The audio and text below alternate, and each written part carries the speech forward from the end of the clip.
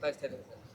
ಇಲ್ಲ, ಇವ್ರು ರಾಜೀನಾಮೆ ಕೇಳಿದಾಗೆಲ್ಲ ಕೊಡೋದಕ್ಕಾಗೋದಿಲ್ಲ. ಅದು ಒಬ್ಬರು ಮುಖ್ಯಮಂತ್ರಿಗೆ ರಾಜೀನಾಮೆ ಕೊಡಬೇಕು ಅಂತಂದರೆ ಸರಿಯಾದಂಥ ಆರೋಪ ಮಾಡಿ ಅದಕ್ಕೆ ಸಾಕ್ಷಿ ಪುರಾವೆಗಳನ್ನು ಒದಗಿಸಬೇಕು. ಇವ್ರು ಯಾವುದೇ ಸಾಕ್ಷಿ ಪುರಾವೆಗಳನ್ನು ಒದಗಿಸದೆ ಸುಮ್ಮನೆ ಸುಳ್ಳು ಆರೋಪ ಮಾಡಿ ಸರ್ಕಾರನ ತೆಗೆಬೇಕು ಅಂತ ಹೊರಟಿರೋದು, ಅದು ಕೇಂದ್ರ ಸರ್ಕಾರದ ಒಂದು ಕುಮ್ಮಕ್ಕಿನಿಂದ ಮಾಡ್ತಿರೋದು ಇದೆಯಲ್ಲ, ಅದು ಪ್ರಜಾಪ್ರಭುತ್ವಕ್ಕೆ ಬಹಳ ಅಪಾಯಕಾರಿಯಾದಂಥ ಪರಿಸ್ಥಿತಿ.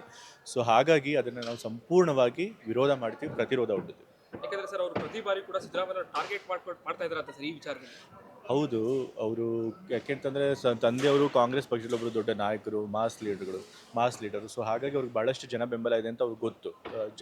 ತಂದೆಯವ್ರ ಹಿಂದೆ ಜನರಿದ್ದಾರೆ ಅನ್ನೋ ಒಂದೇ ಕಾರಣಕ್ಕೋಸ್ಕರ ಹೇಗಾದರೂ ಮಾಡಿ ಅವರನ್ನು ಕೆಳಗಿಳಿಸಬೇಕು, ಮತ್ತು ಒಬ್ಬ ಹಿಂದುಳಿದ ವರ್ಗದ ನಾಯಕರು 2ನೇ ಬಾರಿ ಮುಖ್ಯಮಂತ್ರಿ ಆಗಿದ್ದಾರೆ ಅನ್ನೋದನ್ನು ಕೂಡ ಅವ್ರಿಗೆ ಸಹಿಸ್ಕೊಳ್ಳೋಕ್ಕಾಗಿದೆ. ಹೇಗಾದರೂ ಮಾಡೋಣ ಕೆಳಗಿಳಿಸಬೇಕು ಅಂತ ಹೇಳಿ ಇಂಥ ಪ್ರಯತ್ನಗಳನ್ನು ಮಾಡ್ತಾ ಇದ್ದಾರೆ. ಸರ್ ನಾಳೆ ಎಷ್ಟು ಜನ ನಾವು ಇಷ್ಟೇ ಜನ ಭಾಗಿಯಾಗ್ಬೋದು ಅಂತ ಹೇಳಕ್ಕೆ ಬರೋದಿಲ್ಲ, ಬಟ್ ನಮ್ಮೆಲ್ಲ MLAಗಳಿಗೂ ನಮ್ಮೆಲ್ಲ ಸ್ಥಳೀಯ ನಾಯಕರುಗಳಿಗೂ ಹೇಳಿದ್ದೀವಿ, ನಮ್ಮ ಕಾರ್ಯಕರ್ತರುಗಳನ್ನು ಹುರಿದುಂಬಿಸಿ ಕರ್ಕೊಂಡ್ಬನ್ನಿ ಅಂತೇಳಿ. ಅಷ್ಟೇ ಅಲ್ಲದೆ ಯಾರ್ಯಾರು ತಂದೆಯವ್ರಿಗೆ ಬೆಂಬಲ ಕೊಡ್ತಾರೆ, ತಂದೆಯವ್ರ ಅಭಿಮಾನಿಗಳಿದ್ದಾರೆ, ಅವರೆಲ್ಲರನ್ನೂ ಕೂಡ ನಿಮ್ಮ ಕ್ಷೇತ್ರಗಳಲ್ಲಿ ಅವರಿಗೆ ಜನರಿಗೆ ತಿಳಿಸಿ ಇದ್ರ ಬಗ್ಗೆ ಮಾಹಿತಿ ಕೊಟ್ಟು ಬರೋ ಹಂಗೆ ಮಾಡಿ ಅಂತ ಹೇಳಿದ್ವಿ. ಸೊ ಹಾಗಾಗಿ ಜನ ತಾವಾಗೆ ಬರ್ತಾರೆ.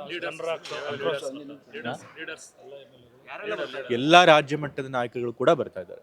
224 ಕ್ಷೇತ್ರದಿಂದಲೂ ಕೂಡ MLAಗಳು, ಡಿಫಿಟೆಡ್ ಕ್ಯಾಂಡಿಡೇಟ್ಸು, MLCಗಳು, MP ಗಳು, ಡಿಫಿಟೆಡ್ ಕ್ಯಾಂಡಿಡೇಟ್ಸ್, ರಾಜ್ಯಸಭಾ ಮೆಂಬರ್ಸು, ನಮ್ಮ KPCCಯ ಆಫೀಸ್ ಬೇರರ್ಸು, ನಮ್ಮ ಎಲ್ಲ ಜಿಲ್ಲಾ ಕಾಂಗ್ರೆಸ್ ಸಮಿತಿಯ ಅಧ್ಯಕ್ಷರುಗಳು, ಮತ್ತು ಬೇರೆ ಬೇರೆ ಪದಾಧಿಕಾರಿಗಳು, ನಮ್ಮ ಫ್ರಂಟಲ್ ಆರ್ಗನೈಸೇಷನ್ ಅವರು ಎಲ್ಲರೂ ಕೂಡ ಬರ್ತಾರೆ. ಎಲ್ಲ ವ್ಯವಸ್ಥೆ ಮಾಡಿದ್ದಾರೆ, ಆಗ್ತಾ ಇದ್ದಾವೆ, ಎಲ್ಲ ವ್ಯವಸ್ಥೆ ಆಗ್ತಾ ಇದೆ.